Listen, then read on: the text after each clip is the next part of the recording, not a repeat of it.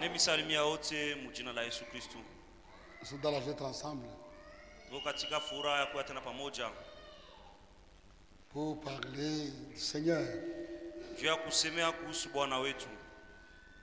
Aujourd'hui, Leo nous allons parler sur les grandes promesses tutasemea yule malako makubwa qui doivent s'accomplir juste avant l'enlèvement. yenye itatimilika mbele ya kunyakuliwa. Les grandes promesses Malako makubwa qui doivent s'accomplir juste avant l'enlèvement. ile yenye inapasha kutimilika mbele ya kunyakuliwa. Et c'est très important de connaître les promesses de Dieu. Na ni ya mafaa sana kujua malako ya Mungu. Quand tu ne connais pas ce que Dieu a promis, Kama ujue ile Mungu alilaka, tu n'as pas la foi. sema una na imani. La foi véritable Imani ya kweli est ancrée dans les promesses de Dieu. inaisha kuingia kushimama malako ya Mungu. En d'autres promesses, So malako ingine c'est seulement la religion.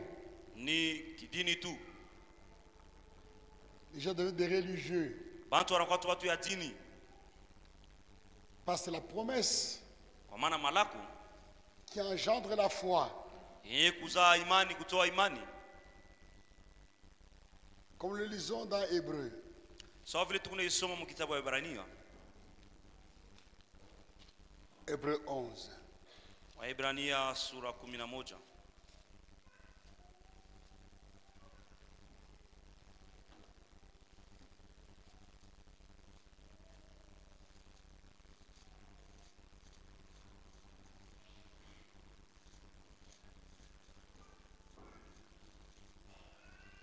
Or, Japo la foi imani est une ferme assurance ni hakikisho imara des choses qu'on espère, ya vitu vyenye tunatumainia, une démonstration de celles qu'on ne voit pas. kionyesho ya vitu bila tuone. La foi est une ferme assurance Imani ni tumaini imara, hakikisho imara dans les choses qu'on espère. mu vitu vyenye tunatumainia. C'est la foi qui engendre l'espérance. Ni imani ikunatoa tumaini,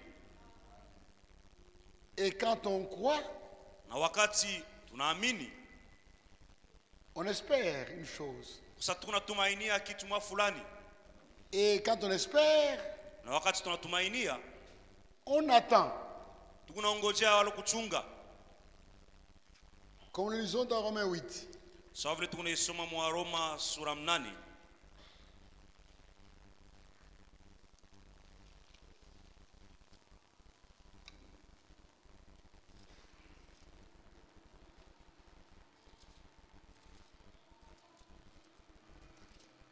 Versets 24 à 25.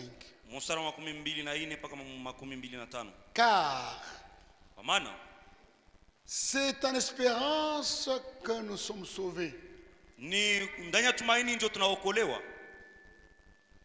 Or, l'espérance qu'on voit Japo imani yetu, tumaini yetu tunaona n'est plus une espérance. ile haina tena tumaini.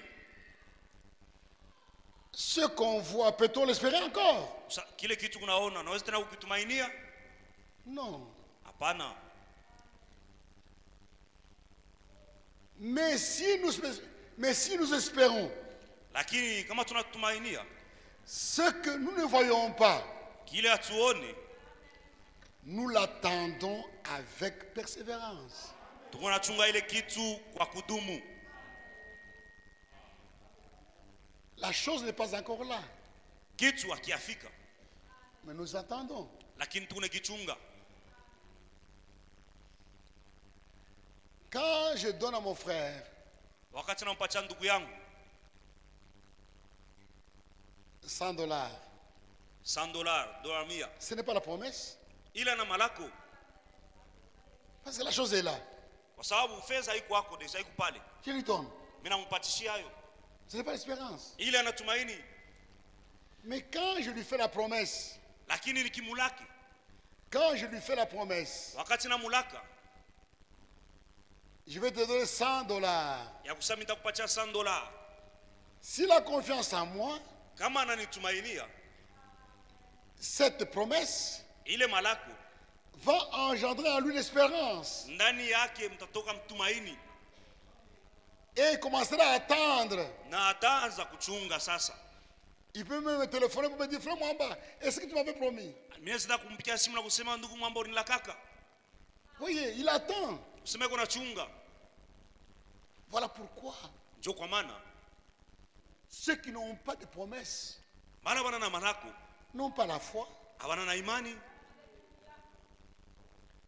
Dans l'Ancien Testament, Mwagano la kale depuis Genèse 15, tokea Mwanzo sura 15 ils attendaient la venue du Rédempteur. balikuwa na ngoja kuja kwa mkombozi,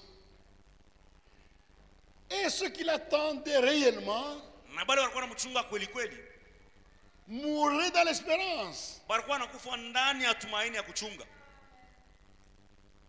Nous devons mourir dans la foi. Tunapasha kufa muimani.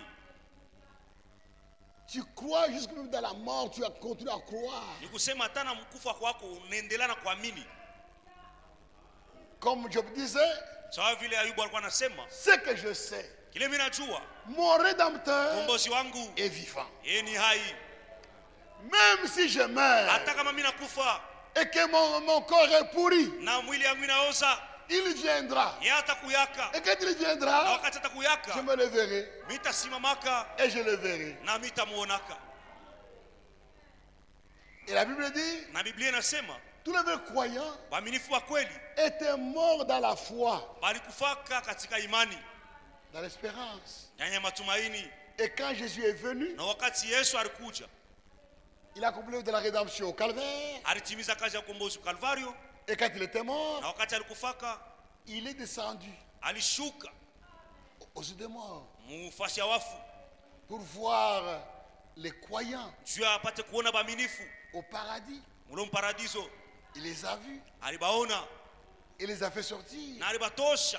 Et quand il est ressuscité, Na wakati alifufuka, il est resté avec eux alifufuka pamoja nao, et il est monté avec eux au ciel na alipanda nabo mbingu, et les a laissés au paradis. na alibacha mparadiso. Ils ont attendu Balichunga et à la fin ils ont vu. na kumwisho baliona. C'est vrai. Ni kweli La promesse malako engendre la foi. ikunatoa imani. C'est pourquoi Dieu, Ndio kwa maana Mungu avant que la promesse soit accomplie, mbele ya malako itimilike, il parle aux concernés. eko nenda kuonesha ule mwenye mambo inamwangalia. Il parle aux concernés, Eko nenda kuambia ule mambo inamwangalia, lui montrant sa promesse. anamuonesha malako yake. Et quand il parle aux concernés, Na wakati anaenda kwa mwenye mambo, le concerné porte la promesse en lui ule mwenye mambo anachukua malako ndani yake, et il attend. na eko nachunga. Avant que Isaac naisse, Mbele ya Isaka apate kuzaliwa, Isaac Isaka ne pouvait pas être l'enfant de n'importe qui. asikupasha kuwa mtoto wa mtu yeyote.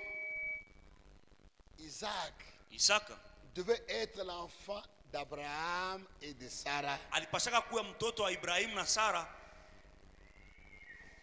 Et avant d'accomplir sa promesse, Na mbele ya kutimiza malako yake, il est venu parler à Abraham alikuwa kuzungumza na Ibrahimu et à Sarah na Sara, pour faire d'eux des porteurs de la promesse. juu ya kuwafanya wao watu wale wanachukua malako.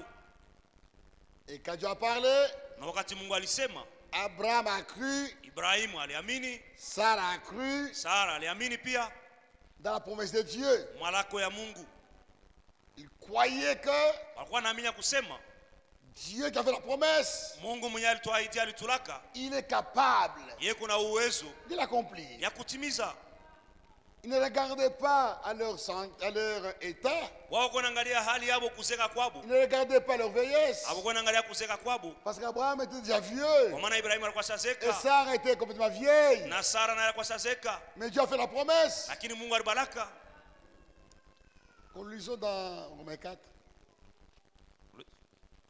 Tunaisoma mwa Roma sura 4 Verset 19 mstari wa 19 à 21. mpaka mstari wa 21. Et sans faiblir dans la foi. Na bila kuchoka muimani, Et sans faiblir dans la foi. na bila kuchoka katika imani, Il ne considéra pas que son corps était déjà usé. asikuwa naangalia kusema mwili yake ilikuwa shakuzeka, Puisqu'il avait près de 100 ans. kwa maana alikuwa na miaka karibu Et 100, que Sarah n'était plus en état d'avoir des enfants. na Sara naye kwa muhali nyinyi asikupasha kupata watoto. Il ne douta point. Asikushakie Par incrédulité kupitia kutokuamini au sujet de la promesse de Dieu. kuhusu malako ya Mungu, Mais lakini il fut fortifié par la foi. alitiliwa nguvu kupitia imani Donnant gloire à Dieu. na akimsifu Mungu. Ayant la pleine conviction. Alikuwa na ile hakikisho imara tele, Ayant la pleine conviction alikuwa na ile hakikisho tele que ce qu'il promet, ya kusema ile analaka il peut aussi l'accomplir. anaweza pia kuitimiza. Ce n'est pas le peu de peut-être. Haina mambo ya anaweza, Ce n'est pas le peu de peut-être. haina ile kidogo ya anaweza. Il y a ça ingine. Saa ingine Non. hapana, C'est le peu de pouvoir. ni ile uwezo, C'est le peu de puissance. ni ile uwezo.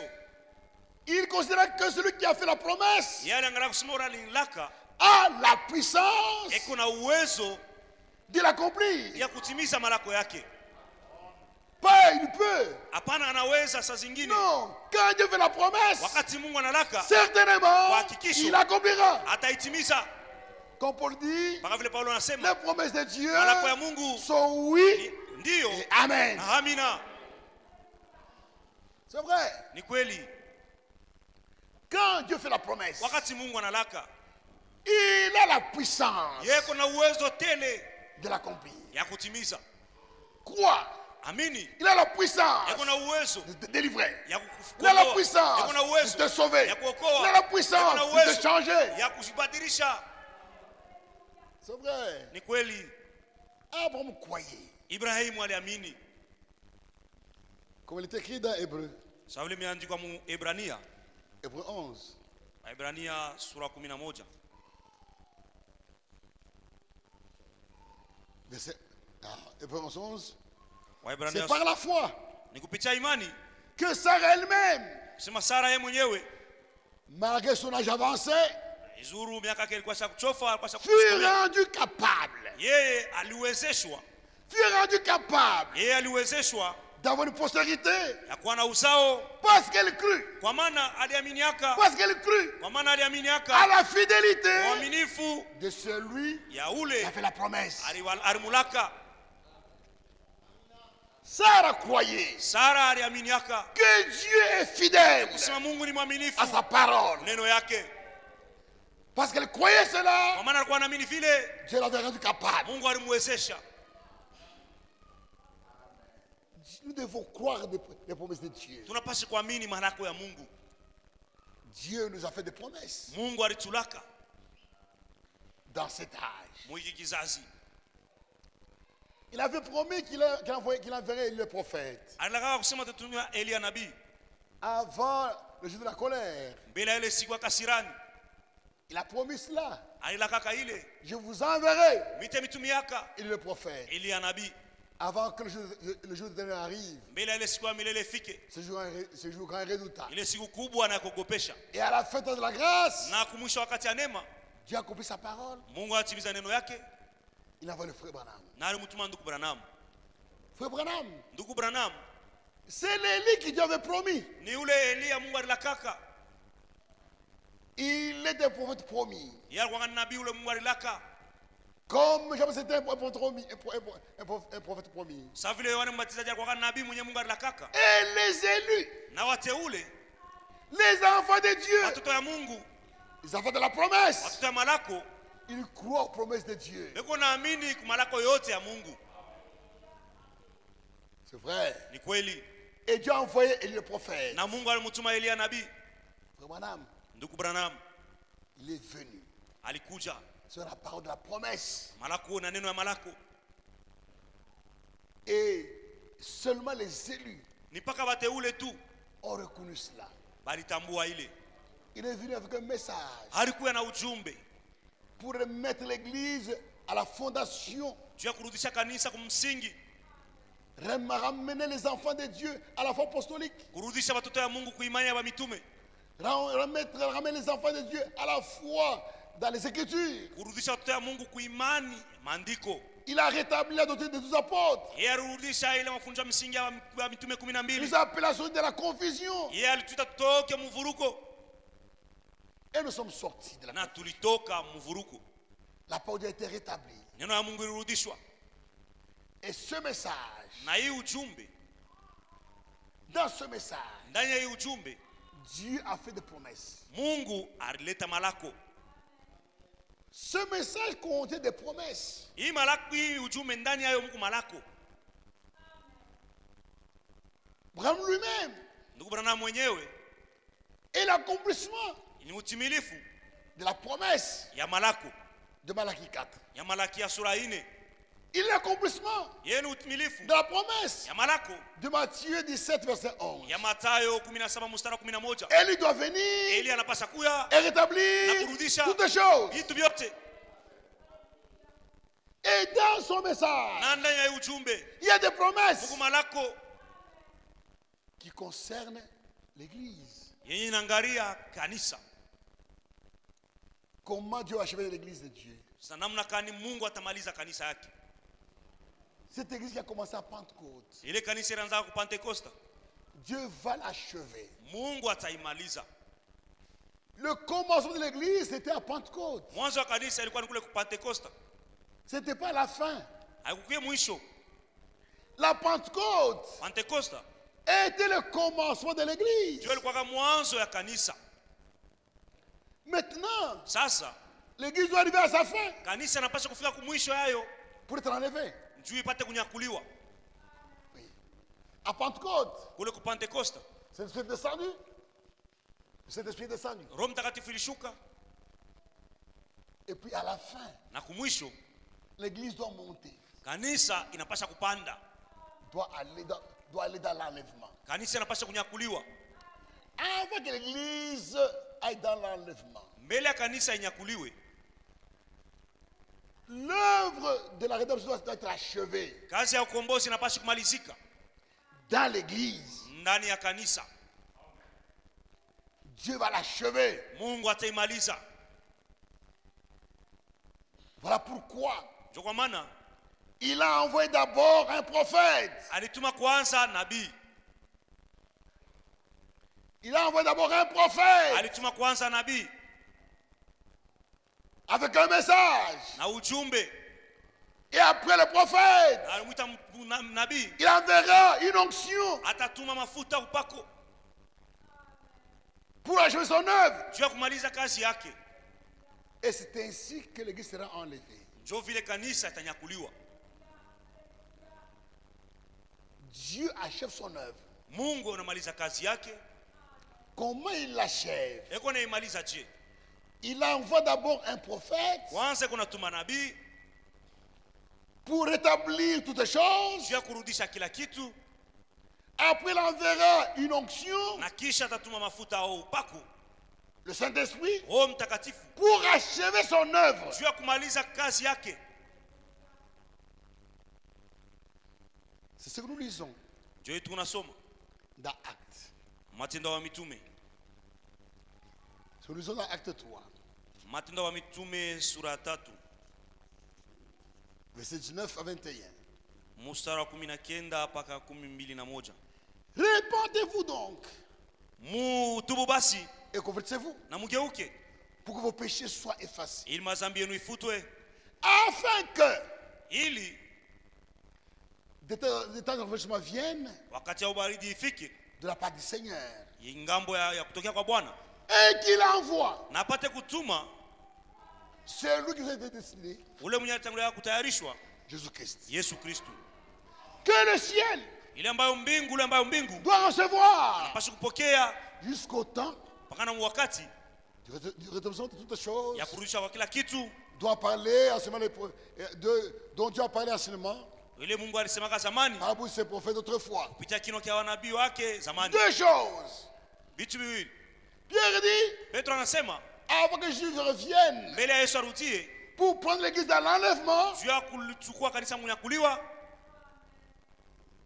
dans Acte 3, mu Matendo sura 3, Pierre dit, Petro anasema avant que Jésus-Christ mbele ya Yesu Kristo revienne arudie pour prendre juu ya kuchukua l'église dans l'enlèvement, kanisa kwenda kunyakula, il y aura d'abord kwanza kutakuya un temps de rétablissement de toutes choses wakati ya kurudisha kila kitu, qui sera suivi ikisha ile kutafuata du temps de rafraîchissement, wakati ya upako wa Roho Mtakatifu, et le Seigneur va venir pour l'enlèvement. na Bwana atakuya juu ya kunyakula kanisa.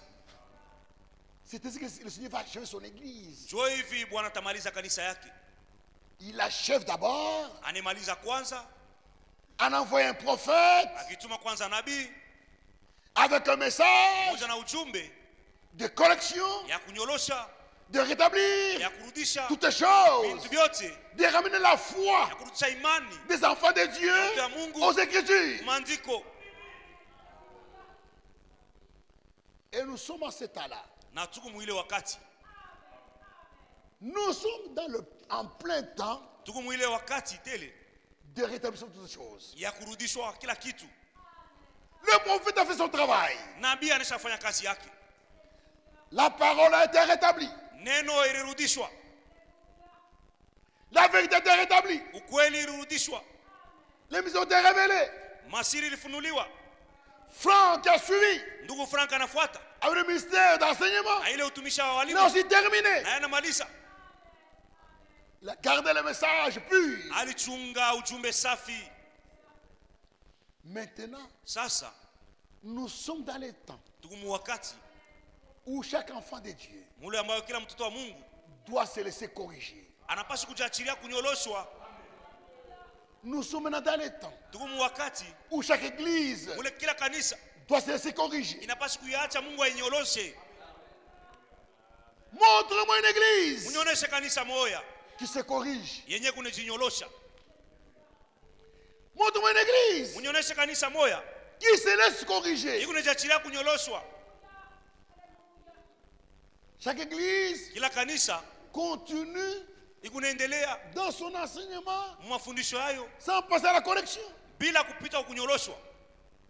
Les catholiques Bakatoliki continuent avec leur enseignement. beko naendelea na mafundisho yabo, Les méthodistes Bamethodiste continuent avec leur beko enseignement. naendelea na mafundisho yabo, Les pentecôtistes Bapentekoste continuent. beko naendelea.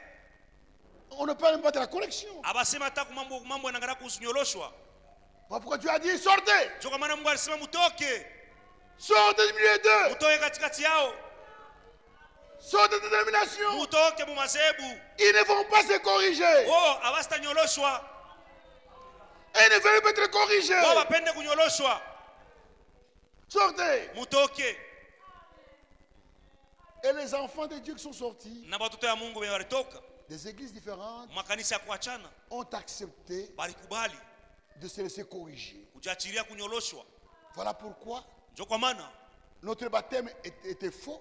ubatizo wetu kwa ya bongo, Le baptème au nom du Père, ile ubatizo mjina la Baba, du Fils ya Mwana et de cet Esprit na Roho Mtakatifu était faux. ilikuwa ya bongo.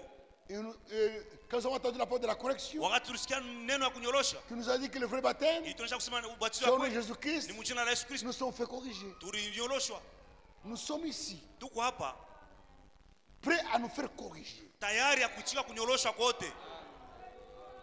Si on nous montre que là nous sommes trompés, Wakituonyesha sema hapa tulikotola, nous ne sommes pas une dénomination, si hatuna mazebu, nous nous corrigerons. tuko na nyoloshwa. Et après cela, Na kisha ile Dieu va achever son œuvre Mungu atamaliza kazi yake avec son épouse, na bibi harusi wake, avec ceux qui sont laissés corriger. na bale balijachilia kunyoloshwa. Dieu fait de grandes choses. Mungu atafanya nao vitu vikubwa Avant l'enlèvement, mbele ya kunyakuliwa. Dieu achèvera son œuvre Mungu atamaliza kazi yake dans la gloire. utukufu. Et Dieu fait de grandes choses Mungu atafanya vitu vikubwa dans le monde entier. mudunia yote mzima.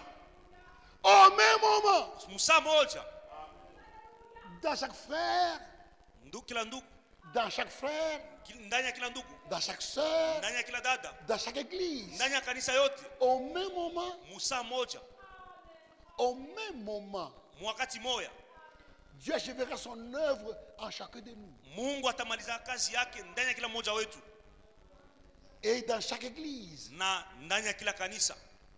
dans l'église épouse, Mu kanisa bibi harusi Dieu achèvera son église. Mungu atamaliza kanisa yake. Comme à Pentecôte, Sawa vile ku Pentekosta, comme à Pentecôte, sawa vile ku Pentekosta le Saint-Esprit Roho Mtakatifu était descendu ilishukaka au même moment mu wakati à moya l'église rassemblée. mu kanisa, À l'église rassemblée, mwile kanisa ile kujikusanya. à la fin, Kumwisho Dieu enverra encore le Saint-Esprit Mungu atatumaka Roho Mtakatifu pour achever son œuvre juu ya kumaliza kazi yake dans l'église rachetée, mu kanisa yenye kuombolewa, dans l'église épouse mu kanisa bibi harusi qui s'est laissé corriger. yenye ilijachilia kunyoloshwa, Et Dieu fait des choses extraordinaires, na Mungu atafanya vitu vya maajabu comme c'était annoncé dans Habakkuk. sawa vile walitangazaka mu kitabu ya Habakuku. Habakkuk. Habakuki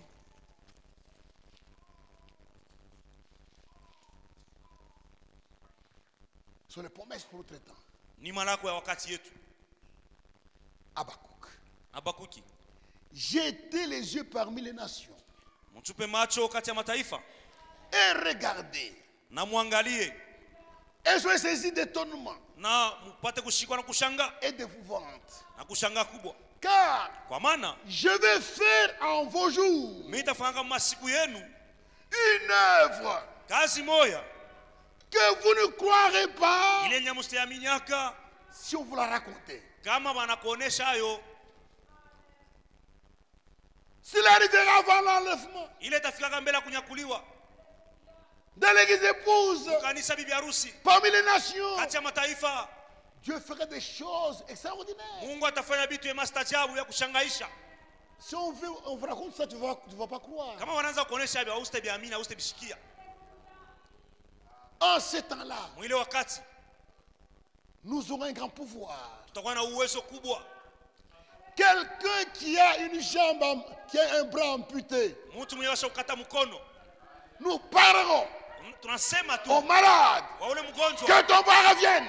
mkono wako irudie Et le bras na reviendra. mkono inarudia.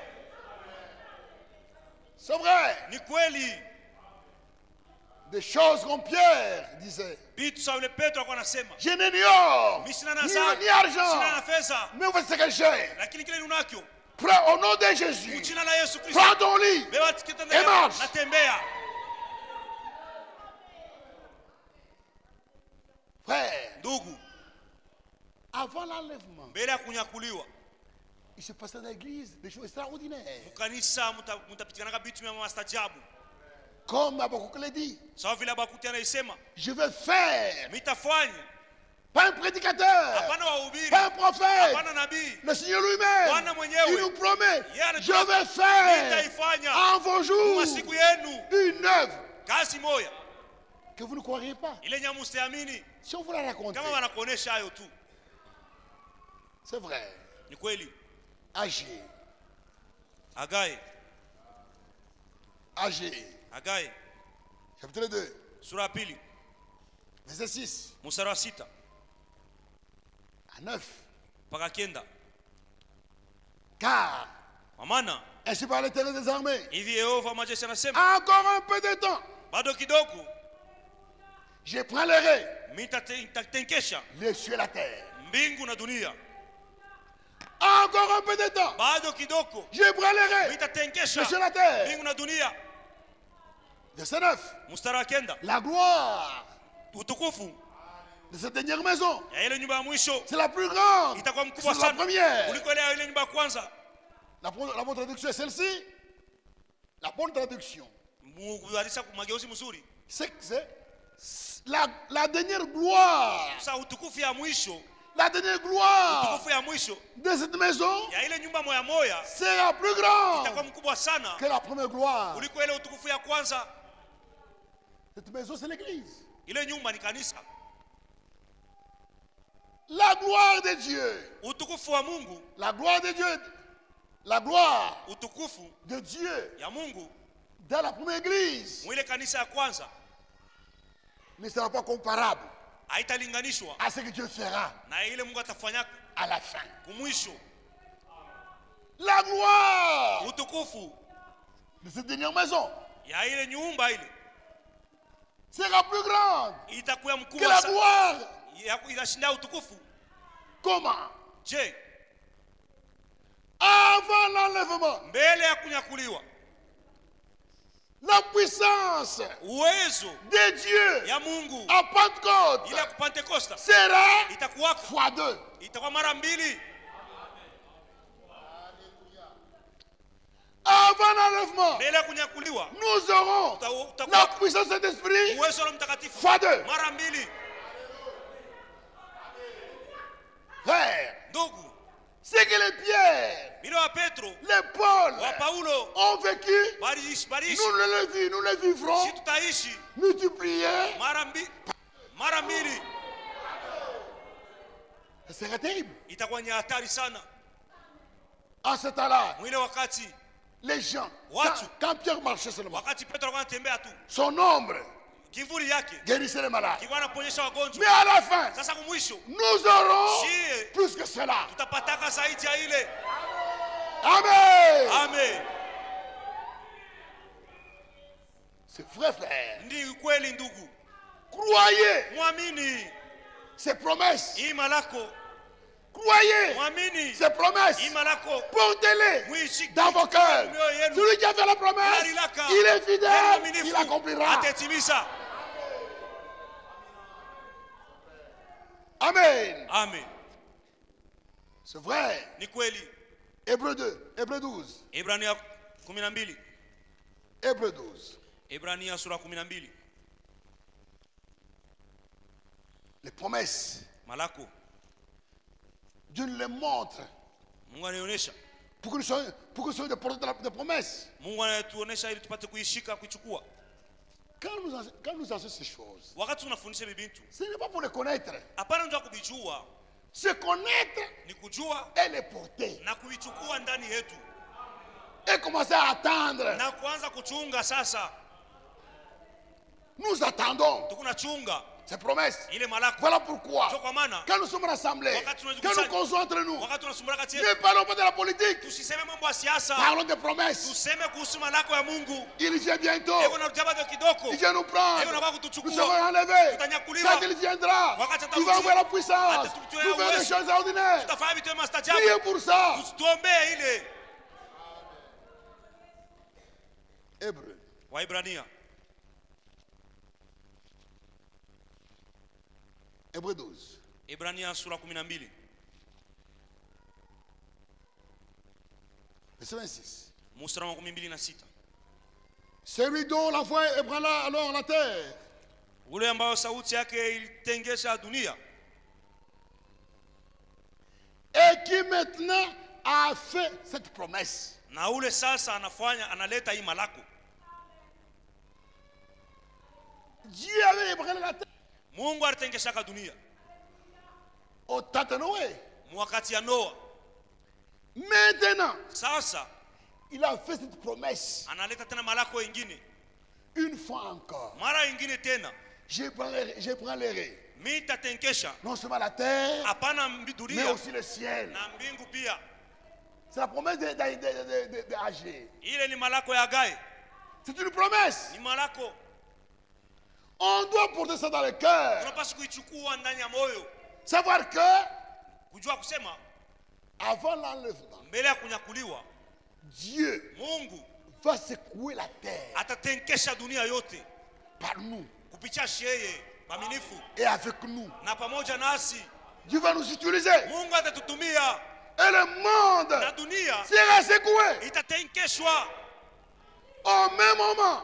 wakati moya Le monde dunia entier yote sera mzima secoué. itatenkeshwa. Aujourd'hui, Leo C'est un frère ni ndugu tu moya qui a un don. eko na zawadi, Et pour les malades, anaombea wagonjwa, il y a un don. zawadi tu.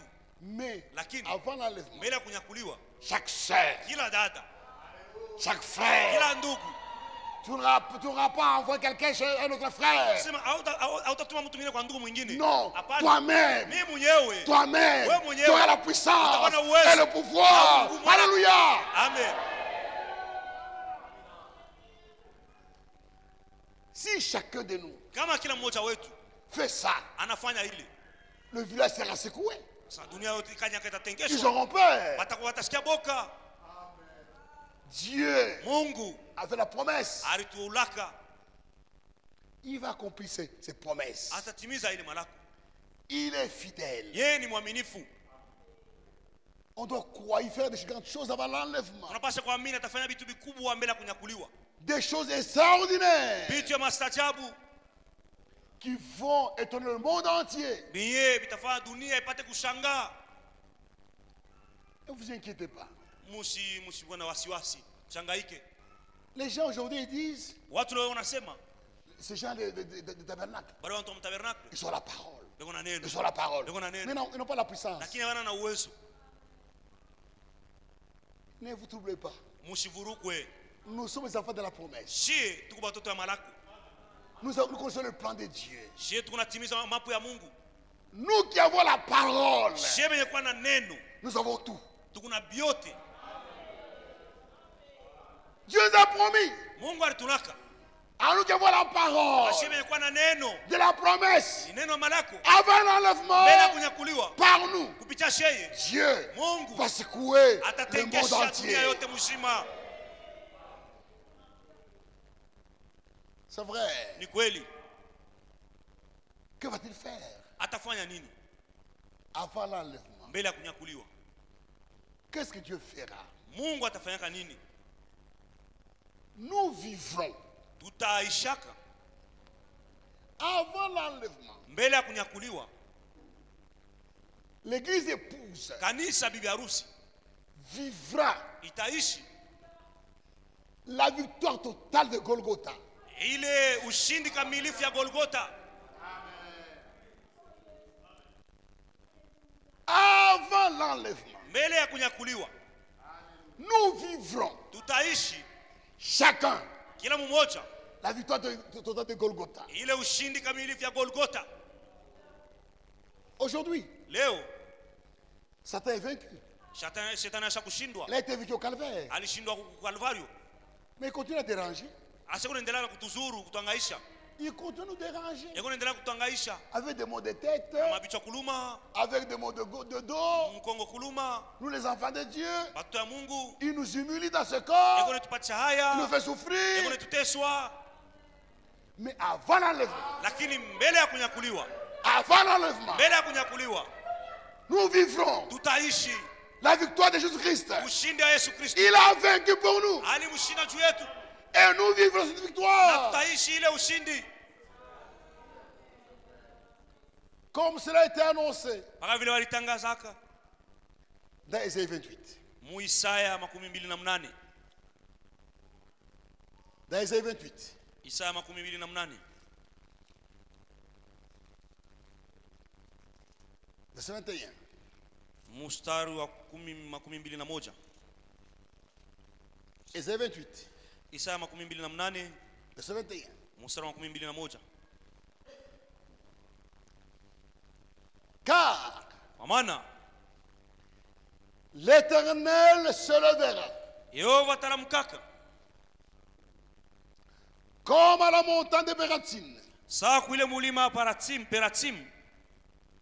Il s'irritera yeye atakashirikaka comme dans la vallée de Gabon sawa muile bonde ya Gabao, pour faire juu ya kufanya son œuvre, kazi yake, son œuvre étrange, kazi ya kushangaisha, pour exécuter juu ya kutimiza son travail, kazi yake, son travail inouï. kazi ile unapita kusikia kwetu. C'est une promesse. Ni malako, Je relis.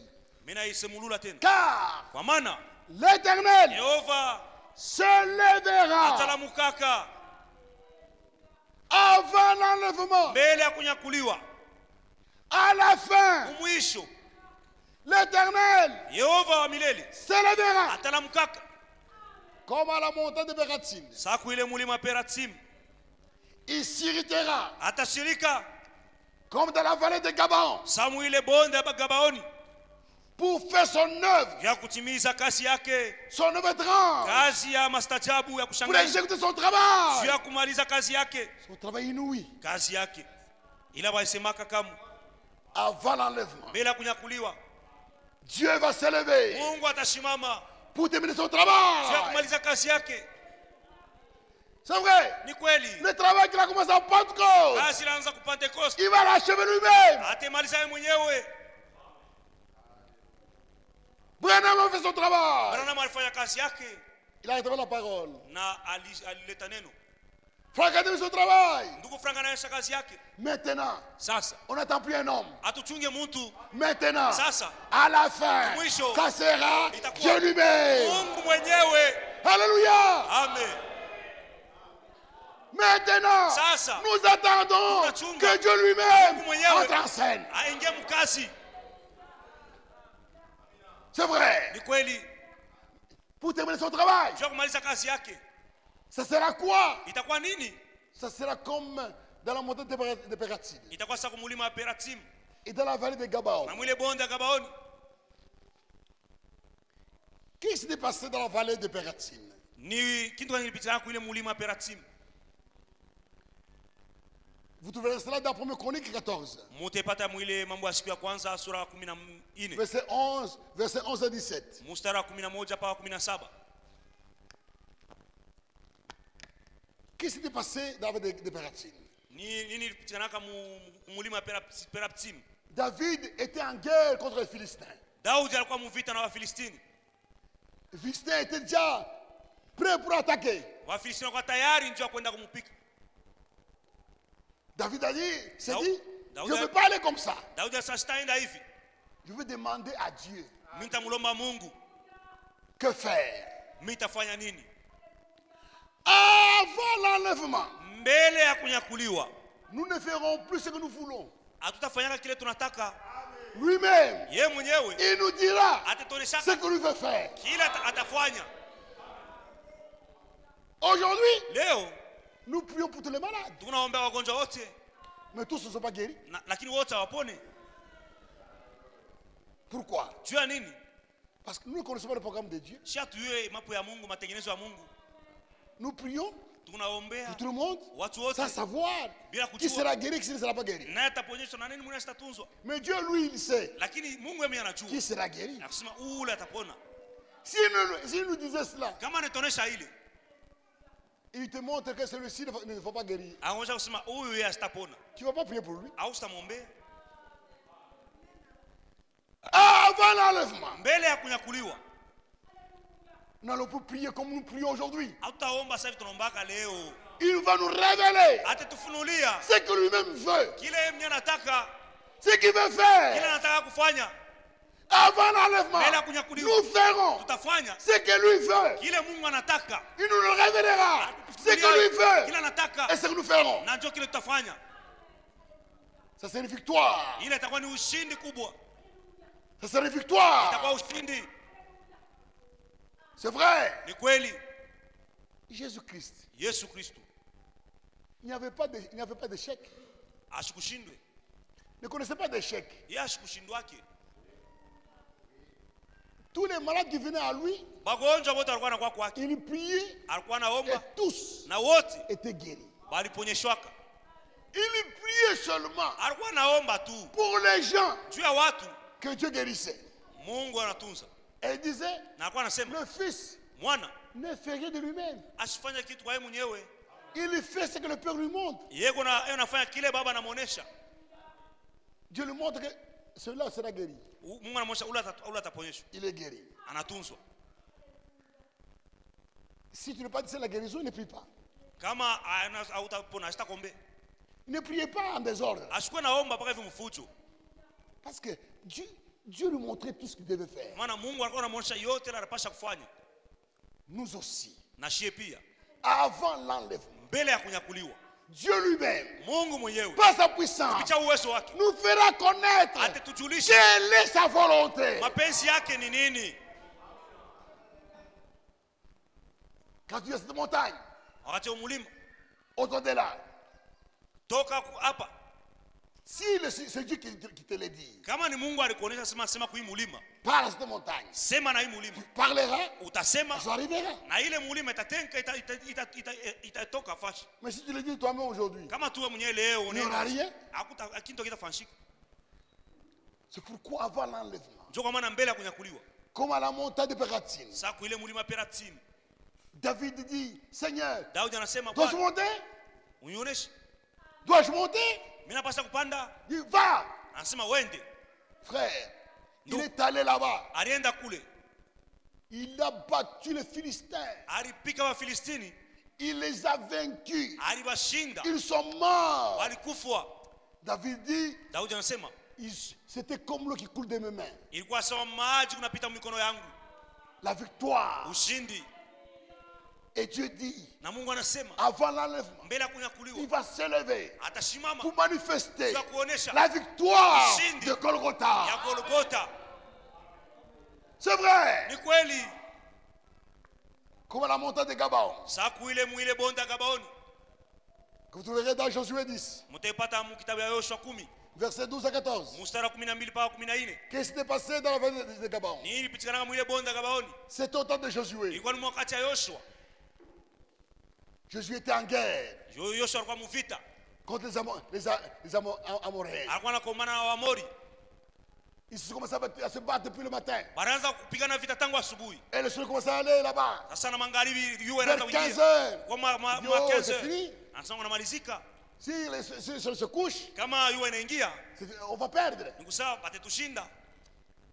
Dieu Mungu lui inspire. Mungu alimtumia, Il met dans sa pensée anaweka mawazo yake ce que Dieu il voulait faire. kile Mungu alitaka kufanya, Il le met, il inspire ça. anamsukuma, anampatia ile wazo. Frère, Ndugu, Josué se lève Yoshua analamuka devant les gens. mbele ya watu, Elle crie, analalamika, soleil, jua, arrête-toi. simama pale. Et toi, Na wewe lune, mwezi, arrête-toi. simama pale. Le soleil s'est arrêté. Jua ilisimama. Amen. Le soleil s'est arrêté. Jua ilisimama. Et la Bible dit, Na Biblia inasema il n'y a jamais eu un temps hakuya kwa wakati où Dieu mule a écouté la voix d'un homme. mule Mungu alisikia sauti ya mtu. L'homme a parlé Mtu et anasema Dieu a na écouté. Mungu anasikia. Et Dieu dit, Na Mungu anasema avant l'enlèvement, mbele ya kunyakuliwa Dieu se lèvera. Mungu atafanya Comme l'avait dit Jacques de Gabaon. sawa vile alifanya mbonda Gabaoni. En ce temps-là, Mwile wakati Dieu mettra en nous Mungu ataka ndani mwetu ses pensées. mawazo yake, Il mettra en nous ataka ndani mwetu sa volonté. na mapenzi Nous yake. parlerons, Tutasema, nous parlerons tutasemaka et choses arriveront. na vitu vitafikaka. Ce que Jésus a dit dans Marc 11 Ndio kile Yesu alisema Marko sura va 11 arriver. Va arriver. itafika.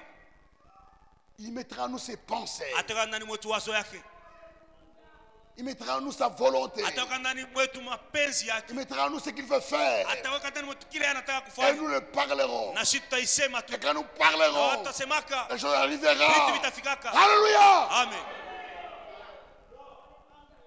Avant l'enlèvement, Mbele ya kunyakuliwa l'église épouse kanisa bi harusi exercera itatumia le ile ministère utumishi de la parole ya parlée. neno ya kusema neno iliyonenwa. Aujourd'hui, nous prions. Leo tunaomba, Mais en ce temps-là, mais lakini mwile wakati avant mbele ya l'enlèvement, kunyakuliwa nous irons plus au-delà de la prière. tutaenda zaidi ya maombi, Nous parlerons. tutasemaka tu Et ce que nous dirons na kitu tutasema arrivera. itaanza kufika. Comment? Je, Dieu Mungu mettra en nous ateka ndani mwetu sa volonté. mapenzi Il yake, mettra en nous ateka ndani ses mwetu pensées. mawazo yake. Alléluia. Amen. Ça sera quoi? Itakuwa nini? Ça sera le temps de la victoire totale. Itakuwa ni wakati ya ushindi kamili, La victoire totale ushindi kamili sur Satan. yule wa shetani, Comme cela était annoncé dans Romains. sawa vile walitangaza mu kitabu ya Roma, Romains 16. Waroma 16. Croyez cela. Muamini ile Ce sont nos promesses. Ni malako yetu. Croyez ça Muyamini. et attendez. Na muchunge. Ces choses arriveront. Hivi vitu bitafika.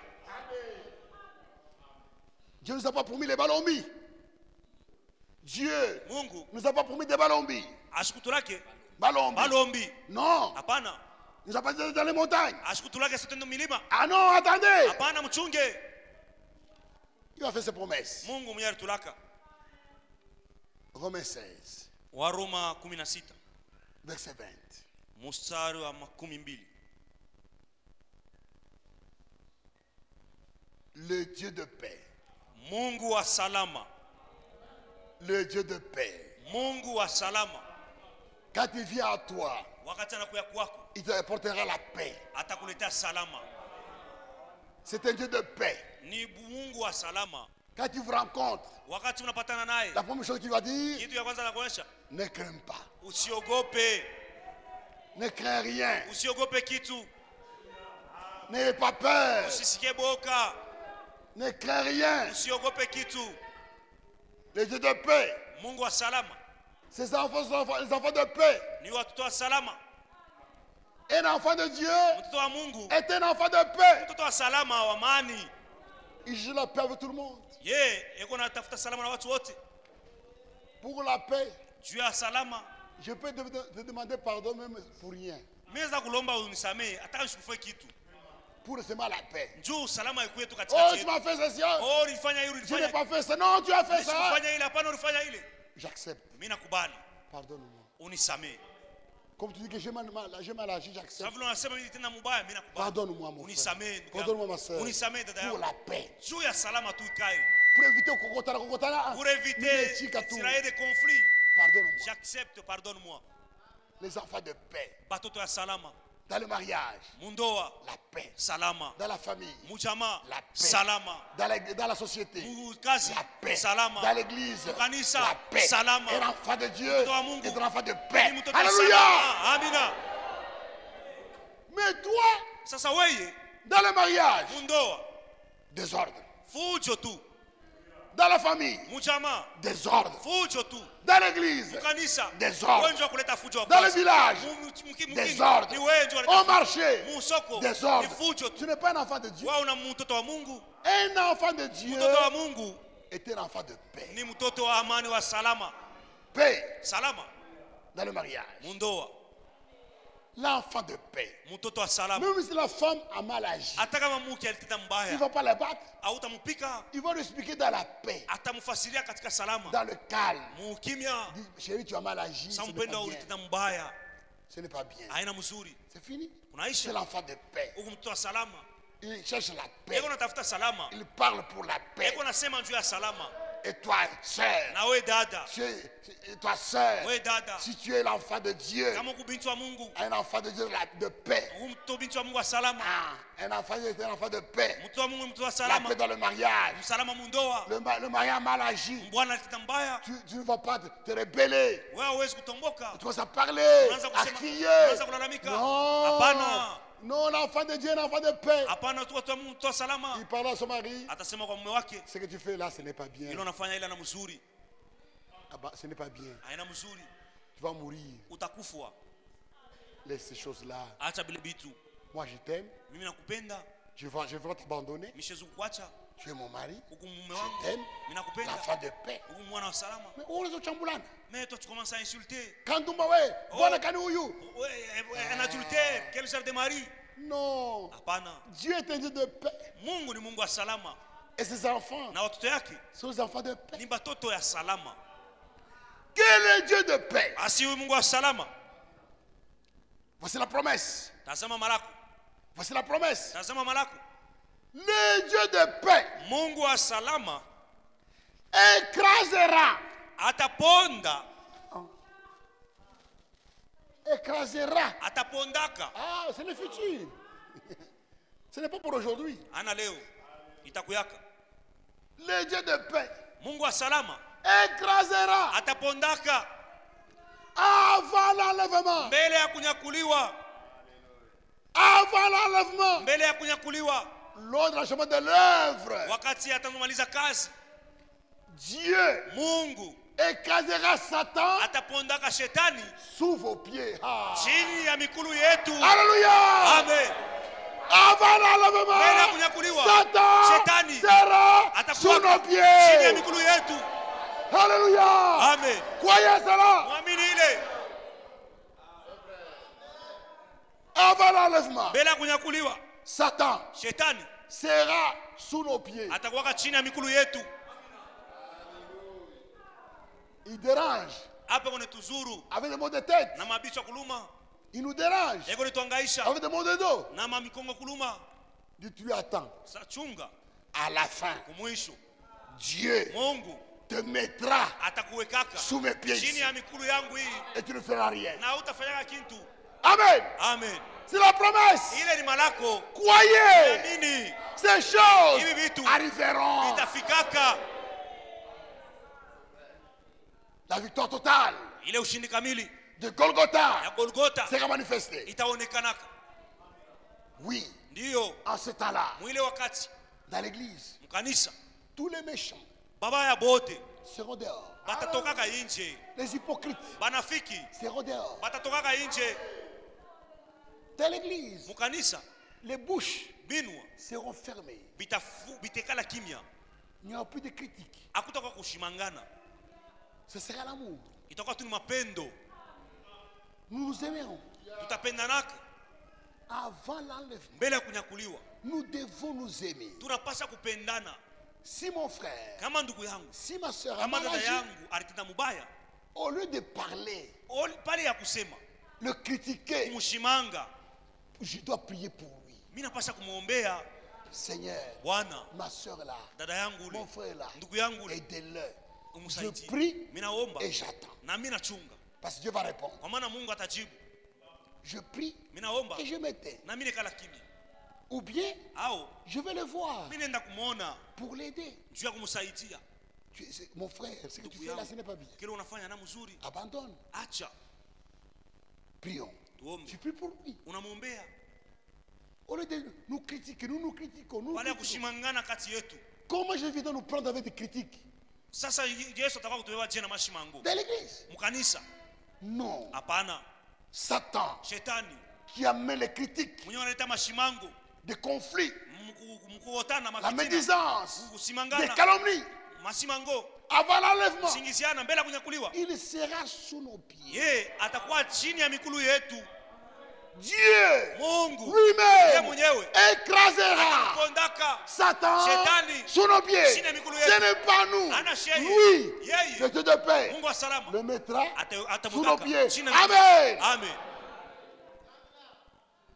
Avant l'enlèvement, Mbele ya kunyakuliwa Dieu mettra Satan sous nos pieds. Mungu atamweka shetani chini ya mikulu yetu. Quelle promesse? Ni malako kani? La victoire de Golgotha Ile ushindi ya Golgota sera manifestée dans l'église. itaonekana mkanisa. Thessaloniciens, Watesalonika wa kwanza chapitre 5. sura ya 5. Une autre promesse. Malako yetu, Une autre promesse malako ingine qui arrivera avant l'enlèvement. yenye itafika mbele ya kunyakuliwa. Verset 23 à 24. Mstari wa 23 mpaka 24. Que le Dieu de paix, encore une fois, Mara ingine tena, basi Mungu wa salama, le Dieu qui mettra Satan sous nos pieds, Mungu ametakaka shetani chini ya mikulu yetu. a une promesse. Malako ingine tena, Que le Dieu de paix basi Mungu wa salama vous sanctifie lui-même, emitakase ye mwenyewe tout entier, we wote, et que tout votre être, umutu bwenu, l'esprit, roho, l'âme nafsi et le corps na mwili soient conservés ichungiwe irréprochables bila kemeo lors de l'avènement de notre Seigneur Jésus-Christ. wakati ya kuja kwa Bwana Yesu Kristo. C'est lui qui vous a appelé, Yeye alimita, est fidèle, ni mwaminifu, et c'est lui qui le fera. na ni yeye ndio ataitimiza. Amen. Amen. Avant l'enlèvement. mbele ya kunyakuliwa, Avant l'enlèvement. mbele ya kunyakuliwa, Le Seigneur lui-même Bwana mwenyewe nous rendra saints, atatufanya tunakuwa watakatifu, irréprochables, bila kemeo, sans faute. bila kosa. Avant l'enlèvement, Mbele ya kunyakuliwa, le Seigneur lui-même Bwana yeye mwenyewe nous rendra saints, atatufanya tunakuwa watakatifu, sans faute, bila kosa, sans défaut, bila kikunjo, bila irréprochables. kemeo. Alléluia. Amen. Ce n'est pas moi, Haina mie, c'est lui qui le yeye ndio fera. atafanyaka. Ne regardez pas à tes fautes aujourd'hui. Usiangalie makosa yako leo. Nous sommes sanctifiés Tukumwe kutakaswa par le sang. kupitia damu, Nous sommes sanctifiés tunatakaswa par la parole. kupitia neno. Malgré notre foi, Hata imani yetu yenyewe quand nous regardons, tukiangalie, nous avons toujours des petits défauts, tuko na makosa kiloko, nous avons des manquements. tuko na makosefu. Ne regardez pas ça. Mushangalie ile makosa na mabudhaifu. Comme Abraham. Sawa Ibrahimu, Ne regardez pas son corrigé. asikuwe na ngara mwili yake haikuzeka. Comme Abraham. Sawa Ne Ibrahimu, regardez pas la vie de Sarah. yeye asikuwe na ngara vile Sara kwa sazeka. Comme Abraham. Ne Sawa Ibrahimu, regardez pas tes manquements. asikuwe na ngara makosa yake. Ne regardez pas tes faiblesses. Asikuwe na ngara ushangalie makosa Ne yake. regardez pas tes défauts. Ushangalie makosa yako. Regardez à Dieu. Uangalie Mungu. Il a fait la promesse. Yeye mulaka. Avant Mbele l'enlèvement, kunyakuliwa. lui-même Yeye te mwenyewe rendra ata- irréprochable. atakufanya bikuwe bila kemeo. Oh, Oh, quel encouragement. ni kutulitia nguvu kani huku. Comme Abraham. Sawa Ibrahimu, Ne regardez pas à tes manquements. ushangalie maukosefu yako. Comme Abraham. Sawa Ibrahim. Ne regardez pas à ta vieillesse. Ushangalie buzee yako. Comme Abraham. Sawa Ibrahim. Ne regardez pas tes défauts. Ushangalie makosa yako. Avant l'enlèvement, Mbele ya kunyakuliwa, tous les défauts makosa yote seront enlevés. itatokaka. Alléluia. Amen. Avant l'enlèvement, Mbele ya kunyakuliwa, Dieu, Mungu, par sa puissance, kwa uwezo nous wake, rendra saints atatufanya tukawa watakatifu dans le corps, ndani ya mwili, saints mtakatifu dans l'esprit, ndani ya roho, saints mtakatifu dans l'âme. ndani ya nafsi. Ce n'est pas moi, Ana mie, c'est lui qui le Mungu fera. mwenyewe ataifanyaka. Quel encouragement, Ni utiliwa nguvu kani? quelle promesse. Ni manako kani? Tu pries. Unaomba. Nous sommes les enfants de Dieu. Sisi tu watoto ya Mungu, Nous nous connaissons. tunajua Nous connaissons nos défauts. tunajua makosa yetu, Nous connaissons nos faiblesses. tunajua maudhaifu yetu, Et nous prions pour ça. na tunaomba Chacun le sait. kila mmoja anajua. Continuez à prier. Tuendelee na kuomba, Combattez par la prière. tukombane kupitia maombi, Mais lakini il y a la promesse. hukuma lako Avant l'enlèvement, mbele ya kunyakuliwa, tous nos défauts, makosa yote, tous nos manquements, maukosefu yote, toutes nos faiblesses, maudhaifu yetu, Dieu Mungu va les enlever par ataitosha sa puissance. kupitia uwezo wake, Et nous paraîtrons devant lui na tuonekanaka mbele yake sans tâche, bila taka, sans défaut. bila kosa. C'est vrai. Ni kweli, Même dans le corps, mumwili, même dans le corps, hata mumwili Satan shetani nous rend malades eko netupatia dans magonjwa, nos corps. eko tuleta magonjwa mumwili Avant l'enlèvement, mbele ya kunyakuliwa, avant même la transmutation, mbele hata tupate kubadilishwa, kugeuzwa. toutes les maladies, Magonjwa yote, tous les démons mapepo mchafu yote qui jouent dans nos corps, yenyewe kunengia mwili yetu, avant l'enlèvement, mbele ya kunyakuliwa, tous ces démons-là, mapepo mchafu dans nos yote corps, mwili yetu disparaîtront. itatokaka. Alléluia. Amen. C'est vrai. Ni kweli, Il nous rendra saints yeye tutafanya tukawa watakatifu dans nos corps, mwili yetu, saints mtakatifu dans nos esprits, mwaroho yetu, saints watakatifu dans nos pensées, mawazo yetu, saints mtakatifu dans l'âme. na munafsi. Et Paul dit, Na Paulo konasema celui que vous appelez, ule mwenye alimita il a fait la promesse. alileta malako, C'est lui ni yeye qui le fera. ataifanya. Croyez ça. Mwamini ile. Comme Sarah. Sawa Sara Sarah était vieille, alikuwa mzee, mais elle croyait lakini aliamini que Dieu, na kusema Mungu par sa puissance, kupitia uwezo wake le rend capable. atatimiza. Dieu, Mungu rien ne peut arrêter Dieu dans son programme. Rien. hakuna kitu ne peut arrêter Dieu dans son programme. inaweza kusimamisha Mungu matengenezo mapu yake. Même par la vieillesse, il ne peut rien faire. Hata uzee hawezi kufanya kitu. Abraham était vieux. Ibrahimu alikuwa shazeka. Sarah vieille. Sara alikuwa shazeka. Mais avec la promesse. Lakini pamoja na malako, Quand elle était arrivée, wakati pale Sara ilifika, pour accomplir la promesse, sawa malako, la vieillesse d'Abraham ule uzee wa a Ibrahimu disparu. ilipotea. La vieillesse de Sarah Uzee wa a Sara disparu. ilipotea. Par sa puissance, Kwa uwezo wake, Dieu Mungu a rajeuni Abraham. alimfanya Par sa Abrahamu puissance, kukiana. Dieu a rajeuni Kwa Sarah. uwezo wake Et Mungu Isaac alimfanya est né. kukiana. Na Isaka Toi alizaliwa. aussi, Na wewe avant bila l'enlèvement, kunyakuliwa, tous les démons mapepo mchafu qui te yote dérangent, yeye unakusuru.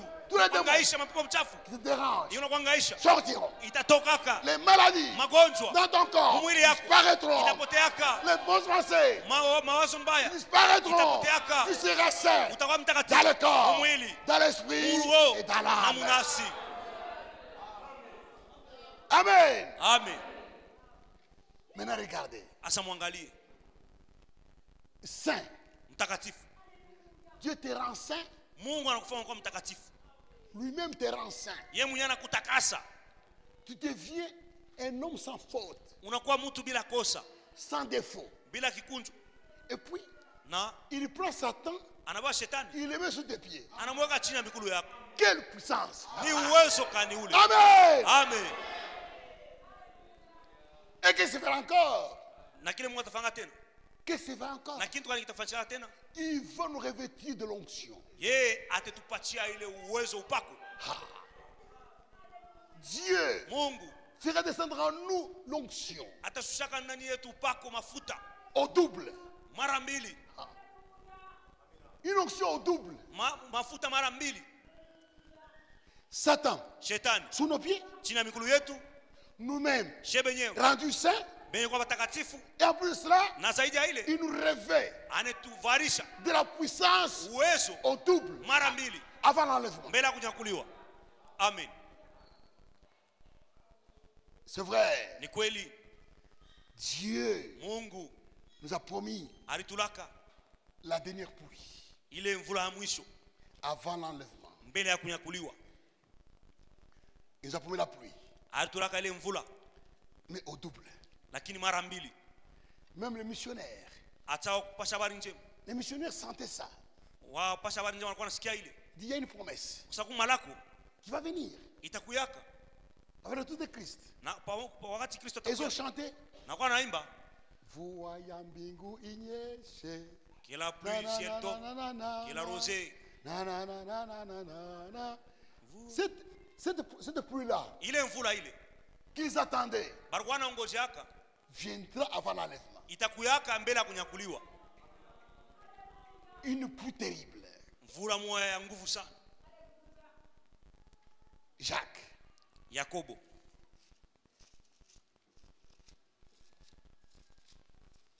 Jacques, Yakobo chapitre 5. sura ya 5.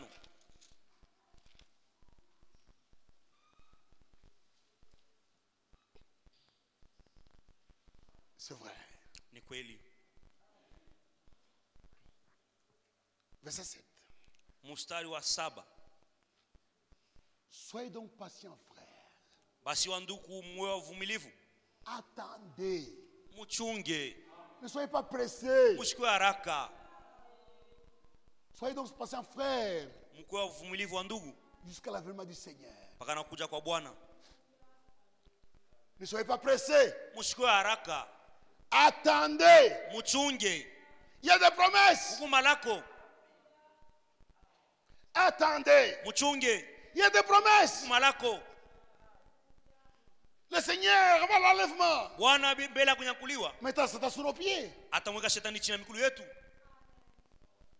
Avant l'enlèvement, Mbele ya kunyakuliwa Dieu lui-même Mungu mwenyewe nous rendra saints, atatufanya tunakuwa watakatifu, sans défaut, bila kosa, sans faute, bila kosa, irréprochable. bila kemeo. Attendez, Tuchunge avant l'enlèvement, mbele ya kunyakuliwa. Dieu nous enverra l'onction. Mungu atatumia kama mafuta. Soyez patients donc, frères, Moyo uvumilivu wasi wa ndugu jusqu'à l'avènement du Seigneur. bana kuja kwa Bwana. Voici, Tazama, Le laboureur attend le précieux fruit de la terre. mulimaji anachunga ile tunda mzuri De la patience à son égard. akivumilia Jusqu'à ce qu'il ait reçu mpaka pale atapokea les pluies mamvula de la première ya kwanza de la saison. na ya mwisho. Dieu a promis. Mungu alilakaka. Dans Joël 2, Yoeli sura ya pili verset 23, mstari wa 23 de nous envoyer la dernière pluie. ya kutumia ile mvula ya mwisho. Le même Joël, Ule Yoeli moya moya, le même Joël ule Yoeli moya moya, qui avait parlé de la Pentecôte, ule mwenye alisimama kuhusu Pentekosta, le même Joël ule Yoeli moya qui moya, avait parlé de la restauration. ule alisimama kuhusu kurudishwa vitu. Je remplacerai les années qu'on devrait la restaurer, les années Gaza. Mite miruchaka ile miaka jeleki mpanju na gazama alikulaka. Le même Joël Ule Yoeli moya moya qui avait parlé de la Pentecôte, alisimama kuhusu Pentekosta, c'est arrivé. ilifikaka. Le même Joël Ule Yoeli moya qui a fait moya de la restauration, ule alisimama kuhusu kurudishwa, c'est arrivé. ilifika. Le même Joël, Ule Yoeli moya moya au verset 23, mstari wa 23 il fait cette promesse. analeta imalako. Et vous, enfants de Sion, Na mwewe watoto wa Sayuni, soyez dans l'allégresse mwe katika shangwe et réjouissez-vous na mpate kufurahi en l'Éternel votre Dieu. na yao milele Mungu wenu, Il vous donnera la pluie en son temps. kwa maana atampatiaka mvula wakati yao, Il vous enverra atamitumiaka la pluie mvula de la première ya kumwanzo et de la saison. na ya kumwisho. Oh. Amen. Avant l'enlèvement, Mbele ya kunyakuliwa Dieu nous a promis Mungu alitulaka de nous envoyer les deux pluies en même temps. akisema tutumie ile mvula mbili wakati moja. À Pentecôte, Ku Pentekosta il avait envoyé une pluie. alitumaka tu mvula moja, Mais avant l'enlèvement, lakini mbele ya kunyakuliwa il nous promet deux pluies. alitulaka mvula mbili De la première, ya kumwanzo de la saison, na ya en kumwisho même temps. wakati moja, Double onction. upako mbili. Avant l'enlèvement, Mbele ya kunyakuliwa Dieu nous enverra Mungu atatumiaka une double onction. ile mafuta mara mbili. Frère, Ndugu, et Dieu fera des choses extraordinaires. Mungu atafanya vitu vya kushangaisha. L'onction que les apôtres ont eu au commencement, Ile mafuta pa mitume walikuwa nayo kumwanzo, que nous recevons encore aujourd'hui, ile tunapokea tena leo, l'onction du baptême du Saint-Esprit. batizo Roho Mtakatifu. Avant l'enlèvement, Mbele ya kunyakuliwa cette onction-là ile mafuta sera en double. itakuya mara mbili. Amen. Amen. Satan sous nos pieds, Shetani chini ya miguu yetu, nous-mêmes rendus saints, sheme yenyewe kwa watakatifu et puis revêtus de la double onction. na benye kuvua ile mafuta mara mbili, Ça sera extraordinaire. itakuwa nyama ajabu. Jacques dit, Yakobo anasema attendez cette pluie-là. muchunge ile mvula. Vous aussi, Na mweye soyez patients. moyo wavumilivu, Affermissez vos cœurs, mutie mioyo yenu nguvu, car l'avènement du Seigneur est proche. kwa maana Quand cette pluie descend, wakati ile mvula c'est le départ. C'est le départ. ni kwenda. Ne vous plaignez pas les uns des autres, frères. Musikwe na lialia wana wengine, Ne vous critiquez pas. musikwe na shimangana, Pardonnez-vous. tujisamee. Avant cette onction, Mbele ya ile mafuta nous devons être une église calme, tunapaswa kanisa moya kimya, qui ne parle pas mal des autres. kanisa tulivu yenye iseme bibaya vya wengine, Pas de critiques. hapana kushimangana. Ceux qui vont continuer à critiquer les gens Bale batendelea kushimangana ne vont pas faire cette onction. abataonaka ile mafuta. C'est pour les gens qui sont sanctifiés. Ni njuu ya bantu benye kujitakasa. Dieu te sanctifie Mungu anakutakasa, entier anakutakasa wewe wote, dans l'âme, na munafsi, dans l'esprit muro et dans le corps. na mumwili. Ta bouche ne parle plus à mal des gens. Kino kyako akiseme tena bibaya vya bantu, Les critiqueurs ne verront pas ça. bale ba kushimangana basitaonaka bile. Ne vous critiquez pas. Tusishimangane, Attendons. tuchunge. S'il y a un méchant, Kama kukumutuma mubaya, Dieu lui-même va le faire partir. Mungu yeye mwenyewe atamtosha katikati yetu. S'il y a un hypocrite, kama kuku munafiki, Dieu ne va le faire partir. Mungu yeye atamutosha katikati yetu. Prenez mes frères pour modèle de souffrance et de patience. Muwewe sawa mfano.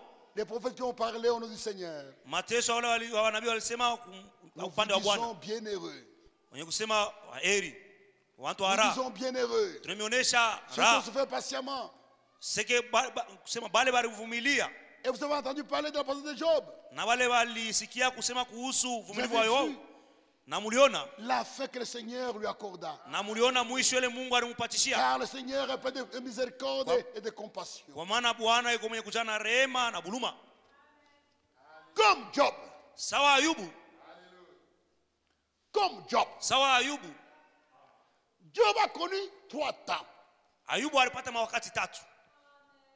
Il a connu 3 temps. Alipata mawakati tatu. Un temps de bénédiction Wakati moya baraka au début. kumwanzo. Job avait des enfants. Ayubu alikuwa na watoto. Il avait de la richesse. Alikuwa na mali. Il était honoré partout. Yeye alikuwa anaheshimiwa na watu wote. C'était un temps béni. Ilikuwa ni wakati wa baraka. Après cela, Kisha ile Job Ayubu a perdu toute la richesse. alipoteza mali yote. Il a perdu les amis. Alipoteza warafiki. On commençait à le critiquer partout. Baranza kumshimanga fashi yote. On se moquait de lui. Baranza kumchekelea. Job avait perdu tout. Ayubu alipoteza Les yote. gens disaient, il a péché. Oh, il a fait Watu ceci. walikuwa wanasema alifanya hiki, alikosa, alitenda dhambi. Même ses amis Hata wale rafiki yake le soupçonnaient de péché. walikuwa wanamsingizia kusema Yusa alitenda dhambi. Il est condamné. Walikuwa wanamhukumu. Il accusait. Walikuwa wanamstaki. Job se défendait. Il dit non, je n'ai rien fait. Ayubu alikuwa anitetea akisema mimi sikufanya kitu. Et à la fin, Na kumwisho, Job a été béni. kumwisho Ayubu alibarikiwa tena. Un, Kia kwanza, il a été rétabli dans la santé. alirudishwa mu afya njema. Il a été guéri dans son corps. Kusema alitunzwa mu mwili yake, Il a eu la bonne santé comme au commencement. alipata afya njema sawa kwa mwanzo, Et na il a été béni au double. alibarikiwa mara mbili. Il a été béni au double. Alibarikiwa mara mbili. Frère, Ndugu, avant qu'il soit béni au double, mbele abarikiwe mara mbili, Dieu lui a dit, Mungu alimuoneshaka, prie pour tes amis qui t'ont critiqué. ombea barafiki yako wote wanaanza kushimanga. Pardonnez. Wasamee, Pardonnez. wasamee Avant l'enlèvement. mbele ya kunyakuliwa, Avant la dernière onction. mbele ya ile mafuta ya mwisho, upako wa mwisho. Dieu Mungu nous a rétablis. ataturudisha. La parole de Dieu a été rétablie. Neno la Mungu lirudishwa. Maintenant, Sasa prions pour les frères qui nous critiquent. tuombe bandugu bale bone tushimanga, Les pentecôtistes, bapentekotiste, les dénominations, bantu wa mazebu parlent mal de nous. banasema vibaya vyetu, Nos frères de ce tonnerre, bandugu wetu wa mingurumu de saba, grâce infinie, neema ya siku qui se mwisho moquent de nous. bone tuchekelea. Pardonnez. Tuwasamee, Pardonnez. tuwasamee. Dieu a dit à Job, pardonne. Mungu alimwonyesha Ayubu asema asamee warafiki yako, Puis pour eux. waombee. Et quand il a fait cela, Na wakati alifanya ile, Job a été béni. Ayubu alibarikiwa sana, Il a été béni au double. alibarikiwa mara mbili. Frère, Ndugu, ses amis qui les critiquaient bale barafiki yake walikuwa wanamshimanga, sont venus balikuya tena pour voir comment il était béni. juu ya kuona namna kani Mungu Et alimubariki, ils ont reconnu que réellement Job a été béni. na balitambua kusema kwa kweli Ayubu alibarikiwa, Et tout le monde a vu que na wote waliona kusema réellement, kwa kweli, kwa kweli Job Ayubu était un homme de Dieu. alikuwa mtu wa Mungu, mtumishi wa Mungu. Tout le monde a reconnu. Watu wote Même walitambua, ses amis ont reconnu hata marafiki walitambua que Job était akusema un serviteur de Ayubu Dieu. yeye alikuwa mtumishi wa Mungu. Avant l'enlèvement, Mbele ya kunyakuliwa, avant que cette dernière pluie vienne, mbele ya ile mvula ya mwisho kuye, cette dernière onction, ile mafuta ya upako wa mwisho, pardonnons tusamee ceux qui nous critiquent. bale bone tushimanga, Pardonnons ceux tusamee, qui nous insultent. turumie bale bone Les tuchambura dénominations, na mamazebu, nos frères qui se séparaient de nous, bale banduku bone tuchekelea, les frères tutengana qui nabo, nous ont quittés, bale banduku qui walitoka katikati yetu barenda mama mingumu saba, qui croient à toutes ces choses-là. banaamini vitu vingine vingine, Priez pour eux. tuwaombee tu. Quand Dieu enverra cette dernière pluie, Wakati Mungu atatumaka ile mvula ya mwisho, nous aurons une double onction. tutakuwa na upako mara mbili. Dieu Mungu fera en nous, atafanya ndani yetu avec nous na pamoja nasi et par nous na kupitia sheye des choses extraordinaires. vitu vya kushangaisha vya mastajabu. Frères, Ndugu, nous serons bénis tutabarikiwaka d'une manière jamais vue. munamna ile ayaku yakako. Dieu fera avec chacun de nous Mungu atafanya kila mmoja wetu des choses extraordinaires. vitu ya kushangaisha Par cette puissance, kupitia ile uwezo. même nos frères qui nous critiquent Hata bandugu wale walitushimanga verront cela. bataonaka ile Ils viendront, na batakuyaka. les vierges folles, Babikira pumbafu batakuyaka kutoloma mafuta, bataka kutoloma mafuta. Bantu Pentecoste batakuyaka tele. Mimi nimeonyesha hamtakuwa tena fashi makanisa, mtakuwa ni bantu tele kwa ajili ya vile Mungu atafanyaka. viendront. Bantu watakuyaka Et na Dieu Mungu va montrer ataonesha à tout le monde, watu wote, voici tazama mes enfants, batoto yangu njoo voici hapa, mon tazama peuple, watu wangu, voici tazama mon église. kanisa yangu. Alléluia. Amen.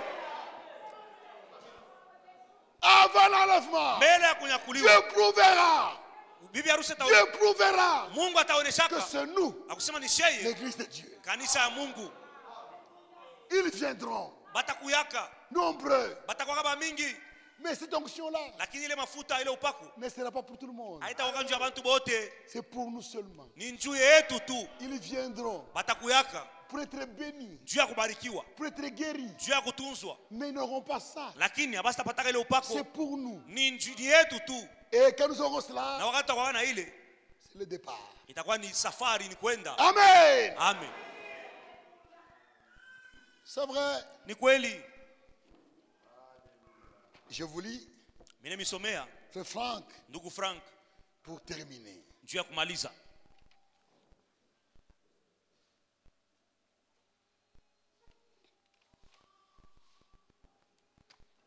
Aujourd'hui, Leo regarde ce que nous sommes. angalia vitu iko Dans quel temps nous sommes? mwali ile tuiko, La parole a été restaurée. neno ilirudishwa. Nous avons la vraie doctrine, Tuko na mafundisho ya kweli, les vrais enseignements. mafundisho ya kweli, Mais la puissance n'est pas encore établie. lakini ile uwezo hayarudishwa yote. Et les gens disent, Na watu wako nasema oh, ils ont la parole. Ah. oh, beko na neno Pour la parole. neno Pour la parole. juu ya neno. Les gens du tabernacle. Watu wa mtabernakulo Ah, ils sont très loin. beko mbali Pour la sana parole. juu ya neno, Ils sont imbattables. bo hatutawapita. Pour la parole. Juu ya neno Ils ont la vérité. beko na ukweli, Mais lakini ils n'ont pas la puissance. hawana na uwezo, Ils n'ont pas la puissance. hawana na uwezo. La puissance se manifeste parmi nous faiblement. Uwezo unaonekana katikati yetu kwa kiloko tu, Des guérisons bantu faiblement. tunatunzwa. Et vous voyez les gens qui disent, ah, je vais chez le Moulombi. Unaona watu wanaenda kwa Milombi, N'allez pas là. mushende kule. Nous avons la parole. Tuko na neno, Celui qui a la parole, wale wana neno il a Dieu. uko na Mungu, ule wana neno uko na Mungu. Nous sommes les enfants de la promesse. Mungu alitulaka, Nous avons la parole. tuko na neno. Maintenant, nous attendons la puissance. Sasa tunangoja uwezo, Elle viendra. ile uwezo takuyaka, Et quand elle viendra, na wakati takuyaka elle sera au double. itakuwa ni mara mbili. Et Frère Franck dit, Na ndugu Frank anasema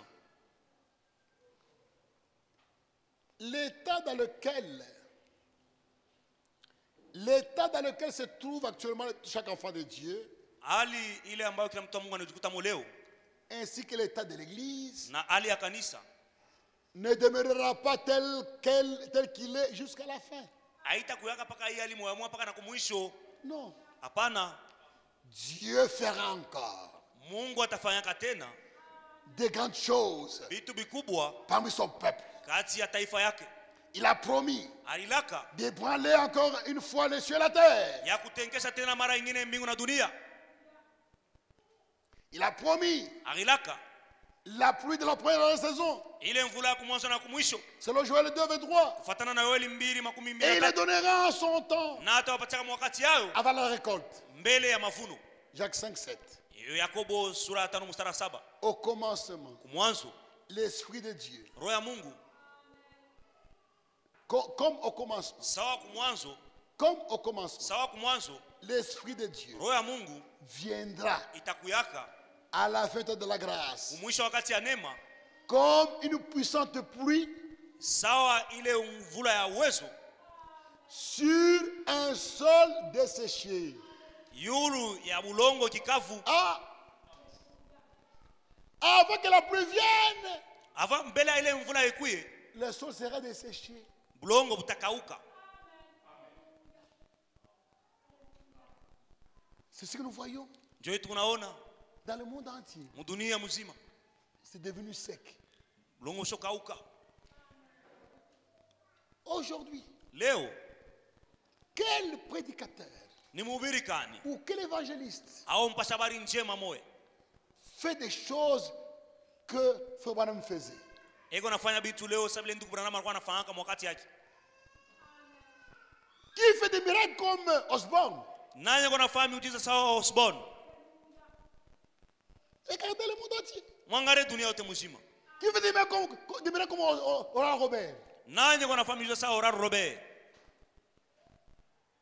Il y a eu un temps Kulikuwa wakati moja où il y a eu des miracles. kulikuwa miujiza, Le monde était secoué dunia ilitenkeshwa par le ministère d'Osborne, kupitia mtumishi wa Osborne, de Billy Graham, Billy Graham, d'Oral Robert, Oral Robert, et de Frère Branham. na ndugu Branham.